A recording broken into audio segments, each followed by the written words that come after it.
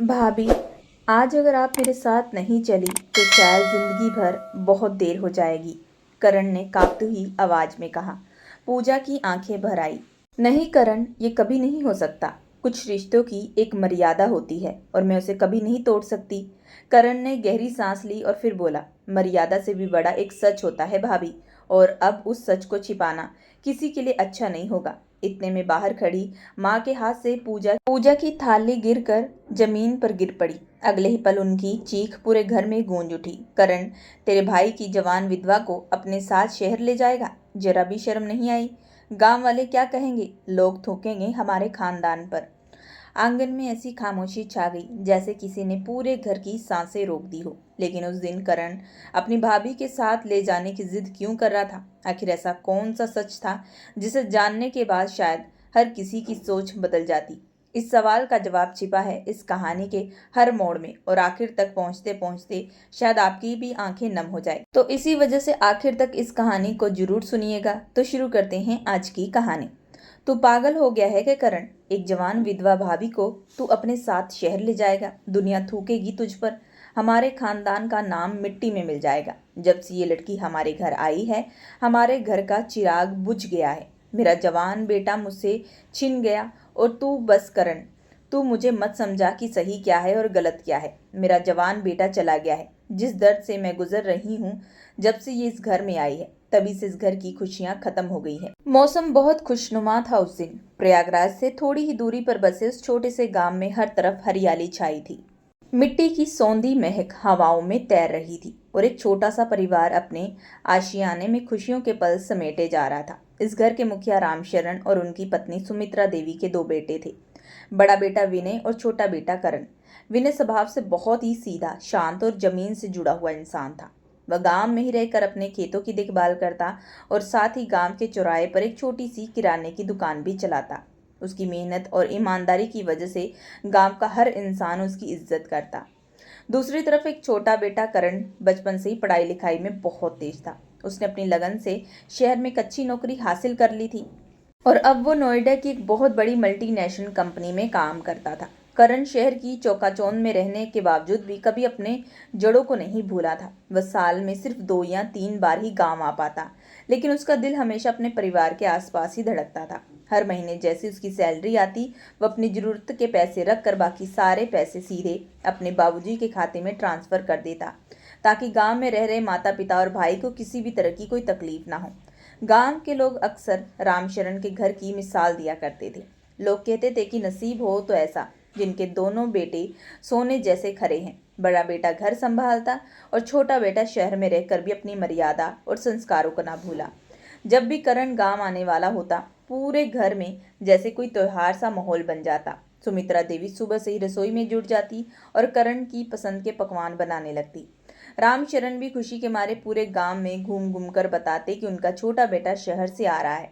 पूरे घर के अंदर सिर्फ और सिर्फ प्यार और खुशियों का बसेरा था। फिर साल 2017 का वह खूबसूरत वक्त आया जब विनय की शादी पास के ही एक जिले की रहने वाली पूजा से तय हुई। पूजा के पैर जैसे उस घर में पड़े, घर की रौनक दुगनी हो गई। पूजा बहुत ही सुशील, पढ़ी लिखी और बेहद शांत स्वभाव की लड़की थी। उसने पहली मुलाकात में अपनी सादगी से सबका दिल जीत लिया। शादी के बाद उसने पूरे घर की जिम्मेदारी को इस तरह से अपने कंधों पर ले लिया जैसे वह सालों से उसी घर का हिस्सा रही हो।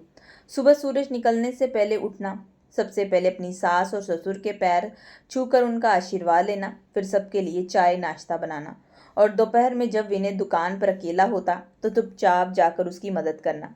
ये पूजा की रोज की दिनचर्या बन चुकी थी। उसने कभी किसी काम के लिए मना नहीं किया और ना ही कभी उसके चेहरे पर कोई शिकन दिखाई देती। जब करण अपने बड़े भाई की शादी में गांव आया, तब उसकी पूजा से बहुत अच्छी बातचीत हुई थी। पूजा क्योंकि पढ़ी लिखी थी, इसलिए उसकी सोच गांव की बाकी औरतों से काफी अलग और सुलझी हुई थी। वह करण से बिल्कुल अपने छोटे भाई की तरह खुलकर बात करती थी। दोनों के बीच का रिश्ता देवर भाभी का तो था ही, लेकिन उससे भी कहीं ज्यादा वे दोनों एक दूसरे के अच्छे दोस्त बन चुके थे। करण अपनी भाभी का बहुत सम्मान करता और पूजा भी करण की हर छोटी बड़ी पसंद का पूरा ख्याल रखती। जब भी करण नोएडा से थकार कर गांव आता, तो पूजा उसके कमरे में उसकी पसंद का खाना, ठंडा पानी लेकर पहुंच जाती और कहती, शहर की भागदौड़ से थक गए होगे, अब कुछ दिन आराम करो। समय अपनी रफ्तार से तेज बीत रहा था और इस परिवार का आपसी प्यार और भी गहरा होता जा रहा था। शादी के करीब 1 साल बाद पूजा ने एक बहुत ही सुंदर बेटे को जन्म दिया। बच्चे के जन्म की खबर सुनते ही पूरे घर में जैसे खुशियों का सैलाब आ गया। रामशरण और सुमित्रा देवी दादा दादी बनकर फूले नहीं समा रहे थे। वे दिन भर अपने पोते को अपनी गोद से नहीं उतारते थे। विनय भी पिता बनकर बेहद खुश था। वह अपनी पत्नी और बच्चे के लिए दिन रात मेहनत करता ताकि उन्हें हर खुशी दे सके। लेकिन कहते हैं ना, वक्त हमेशा एक जैसा नहीं रहता और जिंदगी कब कौन सा खौफनाक मोड़ ले ले इसका अंदाजा इंसान कभी नहीं लगा सकता। वह जुलाई का महीना था और आसमान में काले घने बादल छाए हुए थे। सुबह से ही रिमझिम बारिश हो रही थी। विनय ने अपनी छतरी उठाई और खेतों की तरफ निकल गया, क्योंकि बारिश के मौसम में फसलों की देखभाल करना बहुत जरूरी होता है। दोपहर तक सब कुछ बिल्कुल सामान्य था। पूजा रसोई में विनय के पसंदीदा पकोड़े बना रही थी और बार बार दरवाजे की तरफ देख रही थी कि वह कब वापस आएंगे। लेकिन शाम होते होते गांव के कुछ लोग बदहवास हालत में रामशरण के घर की तरफ दौड़ आए। उनके चेहरे पर हवाइयां उड़ी थी। एक पड़ोसी ने हाफते हुए कहा, रामशरण भाई जल्दी चलो, विनय खेत में बेहोश पड़ा है। ये सुनते ही जैसे पूरे परिवार के होश उड़ गए। रामशरण और गांव के कुछ लोग विनय को तुरंत पास के सरकारी अस्पताल लेकर भागे। रास्ते में हर कोई दुआ कर रहा था कि विनय ठीक हो, लेकिन नीति को कुछ और मंजूर था। अस्पताल के दरवाजे पर पहुंचते ही डॉक्टर ने विनय की नब्ज जांची और धीरे से अपना सर हिला दिया। डॉक्टर ने बताया कि खेत में काम करते समय किसी बेहद जहरीले सांप ने विनय को काट लिया था और अस्पताल पहुंचने से पहले उसका पूरा शरीर नीला पड़ चुका था। उसकी सांसें थम चुकी थी। जैसे ये खबर रामशरण के घर पहुंची, पूरे घर में चीख पुकार मच गई। सुमित्रा देवी तो पीट पीट कर रोने लगी। रामशरण के पैरों तले मानो जैसे जमीन खिसक गई हो। वह गुमसुम होकर एक कोने में बैठ गए, जैसे उनकी शरीर की सारी जान निकल गई हो। लेकिन सबसे बुरी हालत पूजा की थी। वह अपने पति के शव के पास घुटनों के बल बैठ गई और उसकी आंखों से आंसू निकलना बंद हो गए। वह बिल्कुल बेसुध हो चुकी थी, जैसे उसकी पूरी दुनिया एक झटके में तबाह हो गई हो। जिस इंसान के हाथ में हाथ थाम कर उसने 7 फेरे लिए थे, जिसके साथ बूढ़े होने के सपने देखे थे, वह अचानक उसे और उसके 1 साल के मासूम बच्चे को छोड़कर इस दुनिया से हमेशा हमेशा के लिए चला गया। करण को जब नोएडा में फ़ोन पर यह खबर मिली तो उसके हाथ से मोबाइल छूट कर गिर गया। वह बिना कुछ सोचे समझे उसी रात अपनी गाड़ी उठाकर गांव के लिए निकल पड़ा। रास्ते भर उसकी आंखों के सामने अपने बड़े भाई का हंसता हुआ चेहरा घूम रहा था। सुबह होते होते जब तक वह घर पहुंचा तो घर का मंजर देखकर उसका कलेजा मुंह को आ गया। बड़े भाई की मौत ने उसे अंदर तक झकझोर दिया था, लेकिन जब उसने अपनी भाभी पूजा की हालत देखी तो उसका दुख 1000 गुना बढ़ गया। पूजा बस एक आसमान की तरफ देख रही थी। उसके मुंह से सिर्फ एक ही बात निकल रही थी कि अब मैं किसके सहारे जीऊंगी, मेरे इस मासूम बच्चे का क्या होगा। करण ने अपने आंसुओं को छुपाया और अपनी भाभी को हिम्मत दी। फिर उसने अपने बूढ़े माता पिता को संभाला। जैसे तैसे करके विनय का अंतिम संस्कार हुआ। गांव के लोग सांत्वना देने के लिए घर आने लगे। शुरुआती कुछ दिनों तो सब ठीक रहा, लेकिन जैसे ही समय थोड़ा आगे बढ़ा, समाज का वह घिनौना रूप सामने आने लगा जो किसी भी बेबस इंसान के घावों पर नमक छिड़कने का काम करता है। गांव की कुछ रूढ़िवादी औरतें जब घर आती तो आपस में कानाफूसी करना शुरू कर देती। एक औरत धीरे से कहती कि जब से ये लड़की इस घर में आई है तभी से इस परिवार को किसी की नजर लग गई है। शादी के 1 साल बाद ही हंसता खेलता बेटा चला गया। पता नहीं कि ऐसी मनहूस किस्मत लेकर आई है। शुरुआत में रामशरण और सुमित्रा देवी ने इन बातों पर ध्यान नहीं दिया, क्योंकि वे खुद अपने बेटे के जाने के गुम में डूबे हुए थे। लेकिन समाज का जहर बहुत धीमा और असरदार होता है। जब रोज वही बातें सुमित्रा देवी के कानों पर पड़ने लगी तो धीरे धीरे उनका व्यवहार भी पूजा के प्रति बदलने लगा। पूजा पहले की तरह सुबह उठती, रोज बिलखते हुए ही अपनी सास और ससुर की सेवा में कमी नहीं छोड़ती। वह रसोई में जाती, खाना बनाती, लेकिन अब उसे प्यार की जगह से ताने मिलते। एक सुबह की बात है, पूजा रसोई में चाय बना रही थी कि सुमित्रा देवी आई और किसी बात पर उनका गुस्सा भड़क गया। उन्होंने पूजा की तरफ देखते हुए बहुत ही कड़वे लहजे में कहा, तेरे कदम इस घर में क्या पड़े, मेरा पूरा हंसता खेलता परिवार उजड़ गया है। अगर तू ना आती तो मेरा विनय आज जिंदा होता। ये शब्द सुनते ही पूजा के हाथ कांप गए। उसके हाथ में पकड़ कर रखा चाय का बर्तन नीचे गिर गया। उसने कभी सपने में भी नहीं सोचा था कि जो सास उसे अपनी सगी बेटी से ज्यादा मानती थी, वह एक दिन समाज की बातों में आकर उसे ही अपने ही पति की मौत का जिम्मेदार ठहरा देगी। उस दिन पूजा पूरी रात अपने कमरे का दरवाजा बंद करते रोती रही। उसने अपने मासूम बच्चे को गले से लगा लिया और भगवान से बस यही पूछती रही कि आखिर उसकी गलती क्या थी। क्या किसी के पति का दुनिया से चले जाना उस औरत का कसूर होता है? लेकिन समाज को तो बस एक बलि का बकरा चाहिए होता है। धीरे धीरे घर के अंदर का माहौल नरक जैसा होने लगा। सुमित्रा देवी अब बात बात पर पूजा को अपशब्द कहने लगी। कभी खाना थोड़ी देर से बनने पर, कभी बच्चे के रोने पर, तो कभी घर की किसी छोटी सी चीज के खो जाने पर भी सारा दोष पूजा के मर्द दिया जाता। सबसे ज्यादा दर्द पूजा को तब होता जब गांव की कुछ औरतें जानबूझकर उनके घर आती और पूजा के सामने उन्हें मनहूस, कुलक्षणी जैसे शब्दों से नवाजती थी। रामशरण भी अपनी पत्नी को रोकने की हिम्मत नहीं जुटा पाते। बेटे को खोने का गम उन्हें अंदर से इतना कमजोर कर चुका था कि वे बक्स मूर्ख दर्शन बने सब कुछ देखते रहे। करीब 6 महीने बीत चुके थे। करण नोएडा में काम तो कर रहा था, लेकिन उसका मन हमेशा गांव के घर में ही लगा रहता। वह अपनी भाभी और माता पिता की चिंता में घुला जा रहा था। आखिरकार उसने कुछ दिनों की छुट्टी ली और वापस गांव आया। वह जैसे घर की दहलीज पर पहुंचा, उसे हवाओं में एक अजीब सी खामोशी और भारीपन महसूस हुआ। घर में पहले जैसी रौनक और खुशियां पूरी तरह गायब हो चुकी थी। पूजा जब उसके सामने आई तो करण उसे देखकर हैरान रह गया। 6 महीने के अंदर ही पूजा इतनी कमजोर हो चुकी थी कि उसके चेहरे की सारी चमक गायब थी। आंखों के नीचे काले घेरे बन चुके थे और उसकी हंसी का तो जैसे नामो निशान नहीं था। सबसे बड़ी बात तो यह थी, जो भाभी पहले करण से खुलकर बात करती थी, वह आज उससे नजरें मिलाने से भी कतरा रही थी। उस रात जब घर के सभी लोग सो गए तो करण को नींद नहीं आ रही थी। वह उठकर आंगन में बैठ गया और आसमान में तारों को देखने लगा। तभी उसे घर के कोने में किसी के सिसकने की आवाज सुनाई दी। वह दबे पांव उस तरफ बढ़ा तो उसने देखा कि पूजा अंधेरे में बैठी चुपचाप अपनी साड़ी के पल्लू से आंसू पोंछ रही थी। करण से अपनी भाभी का यह दर्द देखा ना गया। भाभी, वह धीरे से उसके पास गया और उसके सिर पर हाथ रखकर, भाभी की आवाज, क्या बात है भाभी, आप मुझसे नजरें क्यों चुरा रही हो? इस घर में ऐसा क्या हो गया है जो सब कुछ इतना बदल गया? करण के मुंह से इतने अपनेपन शब्द सुनते ही पूजा के सब्र का बांध टूट गया। वह फूट फूट कर रोने लगी। उसने अपने मुंह पर हाथ रख लिया ताकि उसकी आवाज बाहर न आए। रोते हुए उसने करण से कहा, करण, अब इस घर में मेरे लिए कुछ नहीं बचा। जो माँ जी मुझे कभी अपनी बेटी कहती थी, आज वही मुझे मनहूस समझती है। गांव के लोग कहते हैं कि मैं तुम्हारे भाई को खा गई। रोज रोज के ताने और गालियां अब मुझसे सहा नहीं जाता। करण ये सब सुनकर सुन रह गया। उसे अपने कानों पर विश्वास नहीं हो रहा था कि उसकी अपनी ही माँ, जो इतनी ममता माई थी, वह समाज की कुछ जाहिल लोगों की बातों में आकर अपनी ही बहू के साथ ऐसा अमानवीय व्यवहार कर रही है। पूजा ने आगे रोते हुए कहा, करण, मैं ये घर छोड़कर कब की चली जाती, लेकिन मैं सिर्फ अपने इस मासूम बच्चे की वजह से सब कुछ सह रही हूँ। अगर मैं मायके गई तो वहां भी लोग मेरे भाई भाभी को ताने देंगे और मेरे बच्चे का भविष्य पूरी तरह बर्बाद हो जाएगा। करण, मैं ये घर छोड़कर कब की चली जाती, लेकिन मैं सिर्फ अपने इस मासूम बच्चे की वजह से सब कुछ सह रही हूँ। उस रात करण अपनी फटी हुई आंखों से छत को निहारता रहा। उसे एक पल के लिए भी नींद नहीं आई। उसके दिमाग में बस यही सवाल घूम रहा था कि आखिर एक विधवा औरत की इस समाज में क्या खता होती है। पति के जाने का सबसे बड़ा दुख तो उस औरत को ही होता है, फिर ये समाज क्यों उसे ही पापी साबित करने पर तुल जाता है।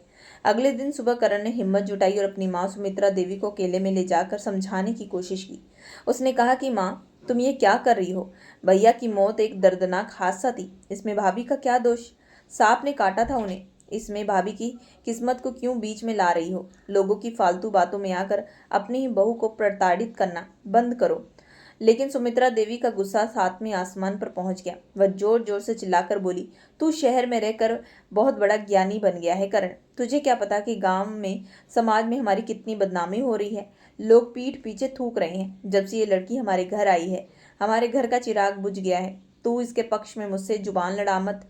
करण ने बहुत कोशिश की, अपने पिता की भी तरफ देखा कि शायद वे कुछ कहें, लेकिन रामशरण ने अपनी आंखें नीचे झुका ली। उस दिन करण को एहसास हुआ कि इस पूरे घर में उसकी भाभी पूजा अब अकेली पड़ चुकी है, जिसका साथ देने वाला कोई भी नहीं। करण 2-3 दिन और गांव में रुका और उसने अपनी आंखों में वह सब कुछ देखा जो पूजा रोज सहती थी। सुमित्रा देवी बात बात पर पूजा पर चिल्लाती, चाय में चीनी थोड़ी कम हो गई तो बर्तन पटक देती, बच्चा थोड़ा सा रोया तो कहती खुद तो मनहूस है, अब बच्चे को भी परेशान कर रही है। पूजा बस चुपचाप सर झुकाकर सब सह लेती। उसकी आंखों में आंसू टपकते हैं और वह बिना किसी को दिखाए पोंछ लेती। एक दिन दोपहर का वक्त था। करण घर की छत पर बैठा किसी काम से अपने फोन पर कुछ देख रहा था। अचानक नीचे आंगन से बहुत तेज तेज चिल्लाने की आवाजें आने लगी। करण ने चौंक कर नीचे झांका तो देखा कि सुमित्रा देवी पूजा को बहुत बुरी तरह डांट रही थी। बात सिर्फ इतनी थी कि बच्चे ने खेलते खेलते पानी का गिलास गिरा दिया, जिससे आंगन में थोड़ा कीचड़ हो गया। सुमित्रा देवी गुस्से में इतनी अंधी हो चुकी थी, उन्होंने आव देखा ना ताव, सीधे पूजा के चेहरे पर एक जोरदार थप्पड़ जड़ दिया। ये नजारा देखते ही करण के शरीर में मानो खून खोल उठा।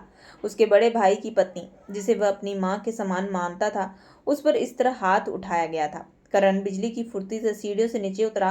उसने अपनी माँ का हाथ हवा में ही पकड़ लिया, जो दोबारा थप्पड़ मारने के लिए उठ रहा था। करण ने बहुत ही गुस्से और भारी आवाज में कहा, माँ बस करो, बहुत हो गया। आखिर भाभी ने ऐसा क्या गुनाह कर दिया जो तुम उन पर हाथ उठा रही हो? क्या भैया के जाने के बाद इस घर में इंसानियत भी खत्म हो गई है? बेटे को अपनी बहू के पक्ष में इस तरह खड़ा देकर सुमित्रा देवी का अहंकार और ज्यादा भड़क गया। वह जोर से चिल्लाई कि छोड़ मेरा हाथ। तू इस मनहूस औरत के लिए अपनी सगी माँ पर चिल्ला रहा है। इसी औरत ने मेरे बेटे को छीना है और ये अब मेरे दूसरे बेटे को भी मुझसे दूर कर रही है। देखते ही देखते घर के बाहर गांव के कुछ लोग औरतें जमा हो गई। वे लोग भी सुमित्रा देवी की हाँ में हाँ मिलाने लगी। एक बुजुर्ग औरत ने कहा, सुमित्रा सही कह रही है। ये लड़की जब से आई है इस घर का सर्वनाश हो गया है। करण अब खुद पर काबू ना रख पाया। उसने बाहर खड़े गांव वालों की तरफ देखा और चीखते हुए कहा कि आप सब लोग यहाँ तमाशा देख रहे हैं। जरा एक पल के लिए सोचिए, अगर यही सब आपकी अपनी बेटी के साथ होता तो क्या तब भी आप यही शब्द कहते? अगर किसी हादसे में आपके दामाद की मौत हो जाए तो क्या आप अपनी सगी बेटी को मनहूस कहकर घर से निकाल देंगे या उसे ताने देंगे? करण के इस तीखे सवाल ने वहां खड़े हर इंसान की बोलती बंद कर दी। लोग एक दूसरे का मुंह देखने लगे। करण ने आगे कहा, मेरी भाभी ने इस घर को स्वर्ग बनाया था। भैया के जाने के बाद भी अपनी सारी खुशियां भूलकर आप लोगों की सेवा कर रही थी, लेकिन आप सबने मिलकर इसे जीते जी मार डाला है। मैं अब और ये अन्याय नहीं देख सकता। इतना कहकर करण वहां से सीधा अपने कमरे में चला गया। उस दिन सुमित्रा देवी भी पहली बार चुप हो गई थी, लेकिन उनके चेहरे पर अपनी गलती का कोई पछतावा नहीं था, बल्कि अजीब सी जिद और गुस्सा साफ झलक रहा था। उस रात करण अपने कमरे में बैठा बहुत गहरी सोच में डूबा हुआ था। वह समझ चुका था कि अगर पूजा इस घर में रही तो ये लोग उसे मानसिक रूप से पूरी तरह तोड़ देंगे, और शायद वह उसे मानसिक रूप से पूरी तरह तोड़ देंगे और शायद वह कोई आत्मघाती कदम भी उठा ले। पूजा अपने मायके भी नहीं जाना चाहती थी, क्योंकि वहां की परिस्थितियां भी ठीक नहीं थी। करण के सामने अब एक ही रास्ता बचा था। अगली सुबह वो चुपचाप पूजा के पास गया, जो अपने बच्चे को दूध पिला रही थी। करण ने बहुत ही शांत और गंभीर आवाज में कहा, भाभी, अगर मैं आपसे इस नर्क से दूर कहीं ले जाऊं तो क्या आप मेरे साथ चलेंगी? यह सुनकर पूजा एक पल के लिए पूरी तरह चौंक गई। उसकी आंखें बड़ी बड़ी होगी। उसने कहा कि करण, तुम ये क्या कह रही हो? मैं तुम्हारे साथ कहाँ जाऊंगी? ये मेरे पति का घर था, तो अब मेरा भी यही घर है, चाहे ये लोग मेरे साथ कुछ भी करें। करण ने पूजा की आंखों में आंखें डालकर कहा, भाभी, घर वो होता है जहाँ इंसान को सम्मान मिले, जहाँ उसकी इज्जत हो। इस घर में तो रोज आपका अपमान हो रहा है, रोज आपको मारा पीटा जा रहा है। क्या आप चाहती हैं कि आपका बेटा भी इस नफरत के माहौल में बड़ा हो? पूजा की आंखों में आंसू बहने लगे। उसने रूधे गले से कहा, लेकिन करण, अगर मैं तुम्हारे साथ शहर चलेगी तो ये दुनिया क्या कहेंगी? लोग हमारे बारे में तरह तरह की बातें बनाएंगे। माँ जी और बाबूजी का क्या होगा? करण ने कुछ देर सोचने के बाद कहा, भाभी, लोगों का काम तो सिर्फ कहना है। जब आप यहाँ रह रहकर घुट घुट कर रो रही हैं, तब भी तो ये लोग बातें ही बना रहे हैं। अब मैं समाज के डर से आपको यहाँ मरने के लिए नहीं छोड़ सकता। आप अपना सामान पैक कीजिए, हम आज नोएडा निकल रहे हैं। करण का फैसला अटिक था। उसने दोपहर में अपना बैग उठाया, सीधा अपने माता पिता के सामने जाकर खड़ा हो गया। उसने कहा कि माँ, बाबूजी, मैं भाभी और बच्चे को अपने साथ नोएडा ले जा रहा हूँ। अब ये दोनों मेरे साथ रहेंगे। ये सुनते ही सुमित्रा देवी जैसे आग बबूला होगी। वह चिल्लाकर बोली, तू पागल हो गया करण? एक जवान विधवा भाभी को तू अपने साथ शहर ले जाएगा? दुनिया थूकेगी तुझ पर, हमारे खानदान का नाम मिट्टी में मिल जाएगा। लोग कहेंगे कि देवर अपनी ही भाभी को भगा ले गया। करण ने बहुत ही शांति लेकिन बेहद मजबूत आवाज में कहा, माँ, जब तुम लोग रोज ताने दे रहे थे, जब तुमने इन पर हाथ उठाया, तब हमारे खानदान की इज्जत कहाँ गई थी? लोगों ने तो इन्हें जीते जी मार दिया। अब मैं समाज की परवाह नहीं कर सकता। रामशरण ने भी करण को रोकने की कोशिश की। उन्होंने कहा कि बेटा, समाज के कुछ नियम होते हैं, तू ऐसा कदम मत उठा। लेकिन करण इस बार किसी के सुनने को तैयार नहीं था। पूजा पहले तो तैयार नहीं हो रही थी। उसे समाज का बहुत डर बहुत था, लेकिन करण ने उसे विश्वास दिलाया कि उसके भाई की तरह उसकी रक्षा करेगा। आखिरकार पूजा ने रोते हुए अपने बच्चे को गोद में उठाया और करण के पीछे पीछे घर से बाहर निकल गई। जब दोनों गांव की गलियों से गुजर रहे थे, सड़क पर खड़े लोग उन्हें इस तरह देख रहे थे जैसे उन्होंने कोई बहुत बड़ा अपराध कर दिया हो। कुछ औरतें पीछे से फुसफुसा रही थी, कुछ लोग ताने कस रहे थे। लेकिन करण ने अपनी नजरें सीधी रखी और बिना पीछे मुड़े अपनी गाड़ी में बैठकर नोएडा की तरफ निकल गया। कुछ घंटों में सफर के बाद वे दोनों नोएडा पहुंच गए। करण पहले वहां एक बहुत छोटे से सिंगल रूम में रहता था, लेकिन भाभी और बच्चे के आने की वजह से उसने तुरंत अपनी जमा पूंजी से एक अच्छा और साफ सुथरा 2 कमरे का फ्लैट किराए पर ले लिया। शुरुआती कुछ दिन पूजा के लिए बहुत अजीब थे। गांव की उस घुटन और रोज रोज की गलियों से निकलकर जब वह इस नए शहर में आई तो उसे एक अजीब सा सुकून तो मिला, लेकिन उसके मन के अंदर का डर अभी भी पूरी तरह खत्म नहीं हुआ था। वह हमेशा इसी चिंता में रहती कि कहीं उसकी वजह से करण की जिंदगी में कोई मुसीबत ना आ जाए। करण सुबह अपनी नौकरी पर निकल जाता और पूजा घर का सारा काम संभालती।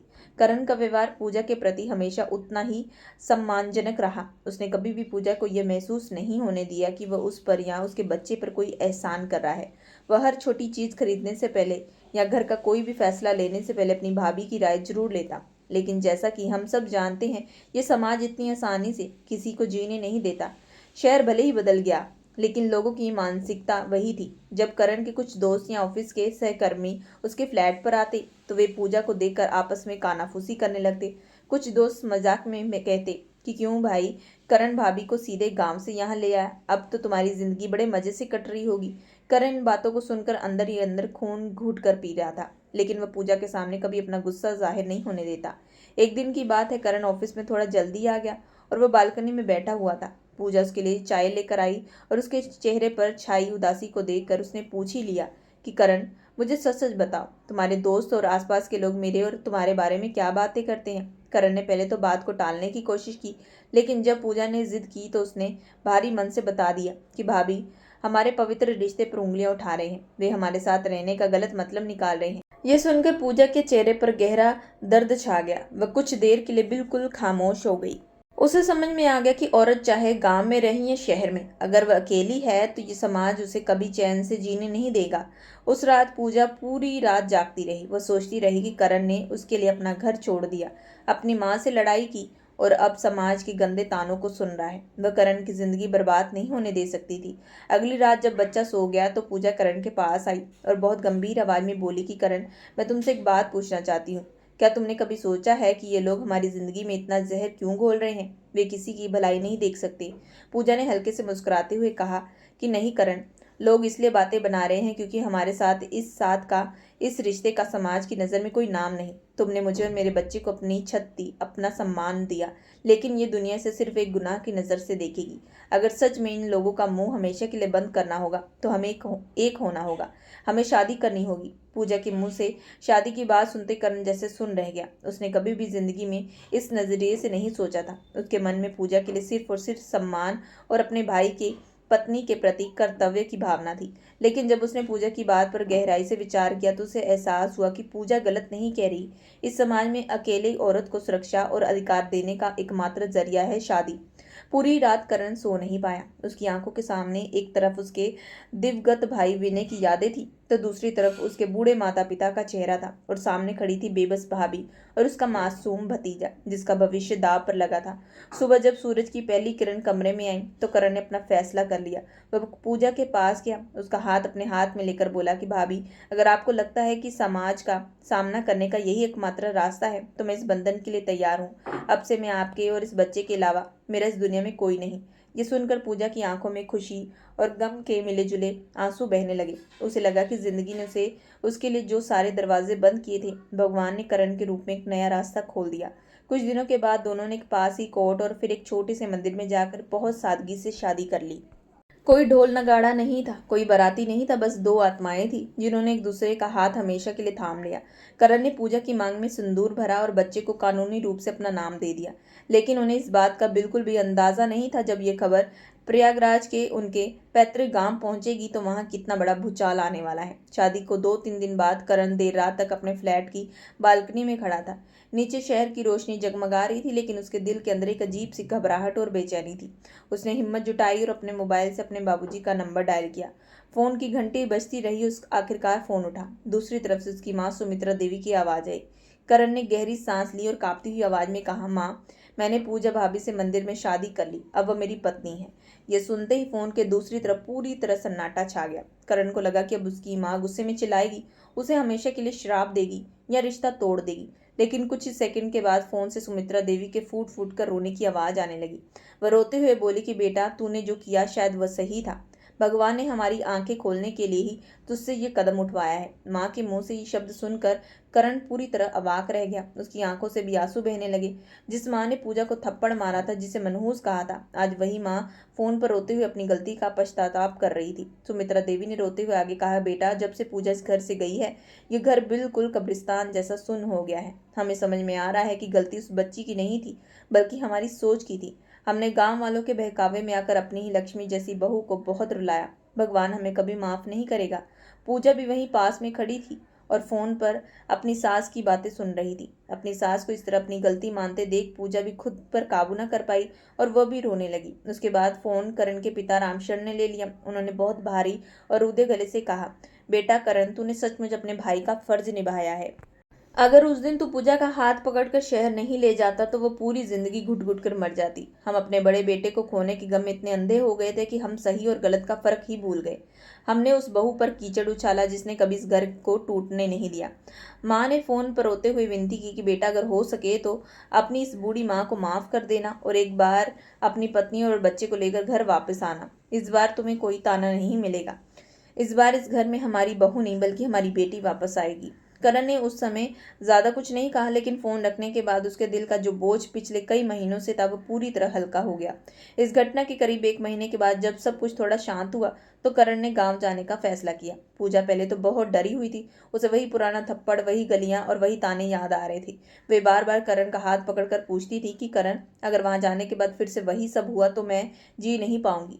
लेकिन करण ने उसे विश्वास दिलाया और कहा कि अब मैं तुम्हारे साथ हूँ, तुम्हें डरने की कोई जरूरत नहीं। अगले दिन वे दोनों बच्चे को लेकर गाड़ी से गांव के लिए रवाना हो गए। जैसे जैसे गाड़ी प्रयागराज के उस गांव के करीब पहुंची, पूजा के दिल की धड़कनें तेज हो रही थी। जैसे गाड़ी गांव की सीमा में दाखिल हुई, खेतों में काम कर रहे कुछ लोगों की नजर उन पर पड़ी। देखते ही देखते पूरे गांव में जंगल की आग की तरह ये खबर फैल गई कि करण ने अपनी भाभी से शादी करके उसे अपनी पत्नी बनाकर वापस गांव लाया है। वही लोग जो कभी पूजा को कोसते थे, आज अपने अपने दरवाजे पर खड़े होकर उत्सुकता से देख रहे थे। लेकिन इस बार करण की आंखों में कोई डर या झिझक नहीं था। वह पूरे गर्व और सम्मान के साथ पूजा का हाथ थामे अपने घर की दहलीज पर पहुंचा। जैसे ही पूजा ने आंगन में अपना पहला कदम रखा, सुमित्रा देवी दौड़ती हुई अंदर से आई। उन्होंने बिना कुछ सोचे समझे सीधा पूजा के पैर पकड़ने की कोशिश की और हाथ जोड़कर कांपती आवाज में कहा कि मुझे माफ कर दे मेरी बच्ची, मैं बहुत पापी हूँ, मैंने तुझे बहुत दुख दिए। पूजा ने तुरंत झुककर अपनी सास को संभाला और उनके गले लग गई। दोनों सास बहू आंगन के बीचों बीच खड़ी होकर फूट फूट कर रोने लगी। वहां मौजूद हर इंसान की आंखें नम हो गई। रामशरण भी कोने में खड़े चुपचाप अपनी धोती के पल्लू से अपने आंसू पोंछ रहे थे। शाम को गांव की वही औरतें उनके घर आई जिन्होंने कभी पूजा को मनहूस कहा था, लेकिन आज किसी की हिम्मत नहीं थी कि वह पूजा से नजरें मिला सके। सुमित्रा देवी ने उन सभी औरतों के सामने कड़क आवाज में कहा, आज के बाद अगर किसी ने मेरी बेटी की तरफ उंगली उठाई तो मुझसे बुरा कोई नहीं होगा। गलती हमारी थी, हमारी बेटी की नहीं। हम लोगों की बातों में आकर अपने घर को बर्बाद करने चले।